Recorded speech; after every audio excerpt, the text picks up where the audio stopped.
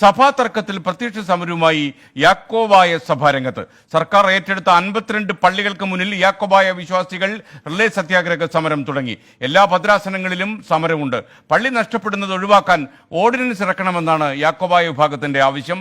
സഭാ തർക്കത്തിൽ ഓർത്തഡോക്സ് വിഭാഗവുമായി ഇനി ചർച്ചയ്ക്കില്ലെന്ന് യാക്കോബായ സഭ കഴിഞ്ഞ ദിവസം വ്യക്തമാക്കിയിരുന്നു.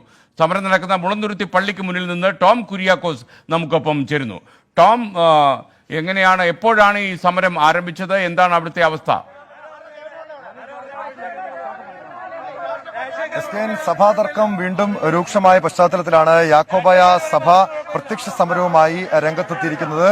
നഷ്ടപ്പെട്ട 52 പള്ളികൾ ഉൾപ്പെടെ സഭയുടെ എല്ലാ പള്ളികൾക്ക് മുന്നിലും വിശ്വാസികൾ സമരം ആരംഭിച്ചിരിക്കുന്നു. രാവിലെ 9 മണിക്കാണ് സമരം ആരംഭിച്ചത്. നമ്മളിപ്പോൾ നിൽക്കുന്നത് മുളന്തുരുത്തി പള്ളിക്ക് മുമ്പിലാണ്. മുളന്തുരുത്തി പള്ളിക്ക് മുന്നിൽ നമുക്ക് കാണാൻ കഴിയും വിശ്വാസികൾ, വൈദികരുടെ നേതൃത്വത്തിലുള്ള വിശ്വാസികൾ നഷ്ടപ്പെട്ട മുളന്തുരുത്തി പള്ളിക്ക് മുന്നിൽ ഇപ്പോൾ സമരവുമായി നിലയുറപ്പിച്ചിരിക്കുകയാണ്. പക്ഷേ പോലീസ് ഇവരെ ഇവിടെ നിന്നും പിന്തിരിപ്പിക്കാൻ ശ്രമം നടത്തുന്നുണ്ട്. കാരണം ഓർത്തഡോക്സ് സഭാ വിശ്വാസികൾ പള്ളിക്കുള്ളിൽ അവരുടെ ആരാധന അർപ്പിച്ച് പുറത്തിറങ്ങുന്ന സമയമാണ്. അതുകൊണ്ട് തന്നെ യാക്കോബായ സഭാ വിശ്വാസികൾ ഇവിടെ നിന്നും പിന്തിരിപ്പിക്കാനുള്ള നീക്കം പോലീസിന്റെ ഭാഗത്തുനിന്നുണ്ടായി. എന്നാൽ ഇവിടെ നിന്നും പിന്തിരിയാൻ യാക്കോബായ വിശ്വാസികൾ തയ്യാറായിട്ടില്ല.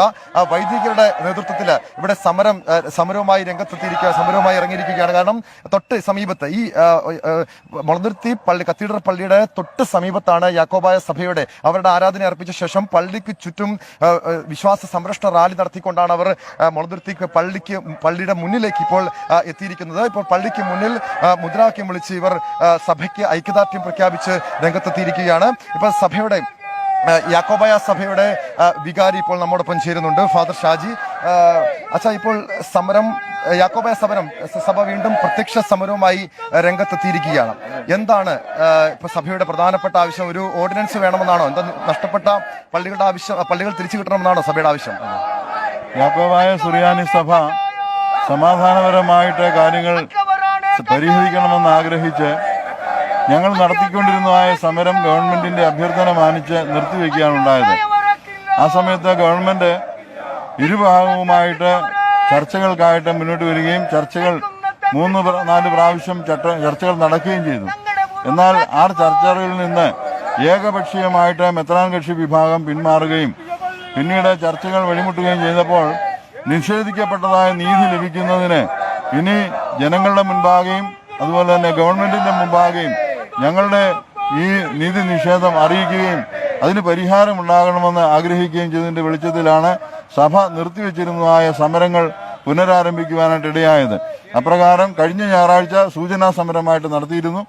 ഈ ഞായറാഴ്ച മുതൽ ഇനി എല്ലാ ദിവസവും സമര പരിപാടികളുമായിട്ട് മുൻപോട്ട് പോകുവാനാണ് സഭാ മാനേജിംഗ് കമ്മിറ്റി എടുത്തിരിക്കുന്നതായ തീരുമാനം. സമര രീതി എങ്ങനെയായിരിക്കും? ഈ പള്ളിക്ക് മുന്നിൽ ഒരു നിരാഹാര സമരമായിരിക്കും? അത് എങ്ങനെയായിരിക്കും സമരം? അത് ഓരോ ദിവസത്തെയും സാഹചര്യം അനുസരിച്ച് സമരത്തിന്റെ ശൈലികൾ ഞങ്ങൾ തീരുമാനിച്ച മാറ്റങ്ങൾ ഉണ്ടാക്കും.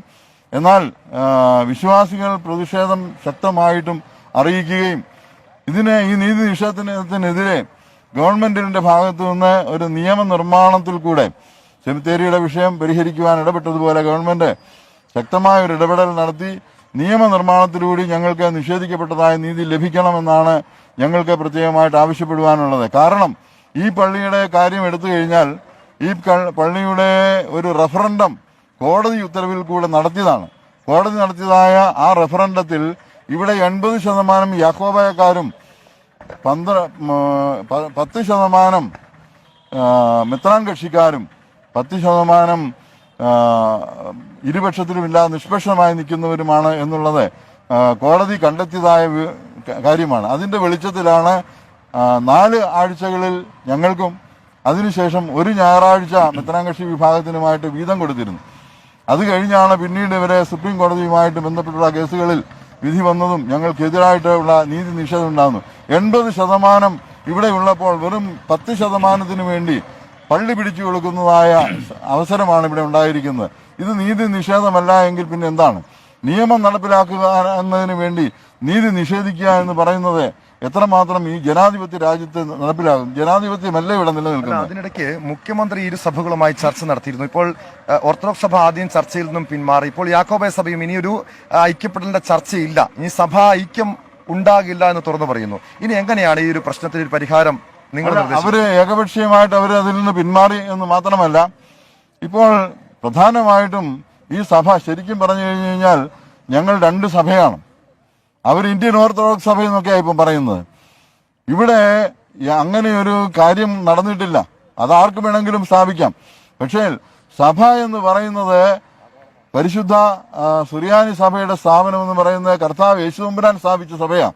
യേശുതമ്പുരാൻ സ്ഥാപിച്ചു പരിശുദ്ധ പത്രോസ് ശ്ലീഹായിൽ കൂടി ലോകത്തിന് മുഴുവനായിട്ട് നൽകിയതായ വലിയ രക്ഷയാണ് ഈ സഭ എന്ന് പറയുന്നത്. ആ സഭയിൽ നിന്ന് വ്യത്യസ്തമായിട്ട് ഇവിടെ കോട്ടയത്തോ ദേവലോകത്തോ കുന്നംകുളത്തോ എവിടെയെങ്കിലും ആരെങ്കിലും പ്രഖ്യാപിച്ചാൽ അത് സഭയാകുകയില്ല, അത് സഭയായിട്ട് അംഗീകരിക്കാനും ഒക്കുകയില്ല. അതുകൊണ്ട് സഭ ഞങ്ങൾ വ്യത്യസ്തമാണ്. ഞങ്ങളുടെ പാരമ്പര്യങ്ങളും ഞങ്ങളുടെ വേഷഭൂഷാദികളും എല്ലാം അവർ കടമെടുത്ത് ഉപയോഗിക്കുന്നു എന്ന് മാത്രമേ ഉള്ളൂ. കാനോനികമായിട്ട് ലഭിച്ചതായ ഒരു പൗരോഹിത്യം പോലും ഇല്ലാത്തവരാണ് അവർ. അങ്ങനെയുള്ളതായ ഒരു പൗരോഹിത്യത്തിൽപ്പെട്ടതായവരോട് കൂടി ചേർന്ന് നടത്തുവാനായിട്ട് ഞങ്ങൾക്ക് സാധിക്കുകയില്ല. അതുകൊണ്ട് ഞങ്ങൾ അതുമായിട്ട് വ്യത്യസ്തമായ രീതിയിൽ തന്നെ ഞങ്ങൾ എവിടെ തുടങ്ങിയോ അതേ രീതിയിൽ തന്നെ മുൻപോട്ട് പോകാൻ ദൈവത്താൽ പരിപാലിക്കപ്പെട്ടു വരുന്ന പരിശുദ്ധ സഭ എന്നാണ് ഞങ്ങൾ സുറിയാനി പ്രാർത്ഥനയിൽ പറയുന്നത്.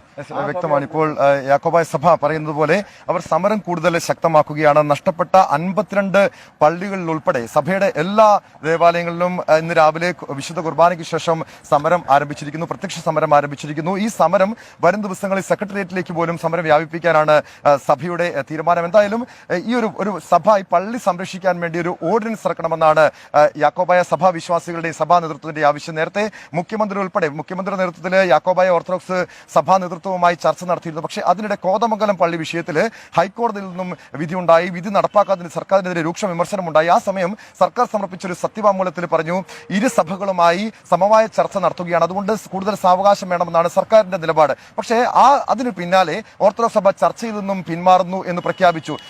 കഴിഞ്ഞ ദിവസം യാക്കോബായ സഭയും ഇനിയൊരു ചർച്ചയില്ല, ഇനിയൊരു ഐക്യപ്പെടലിന്റെ ചർച്ചയില്ല എന്ന് തുറന്നു പറഞ്ഞതിന് പിന്നാലെയാണ് അവർ പ്രത്യക്ഷ സമരവുമായി ഇപ്പോൾ രംഗത്തെത്തിയിരിക്കുന്നത്. SKN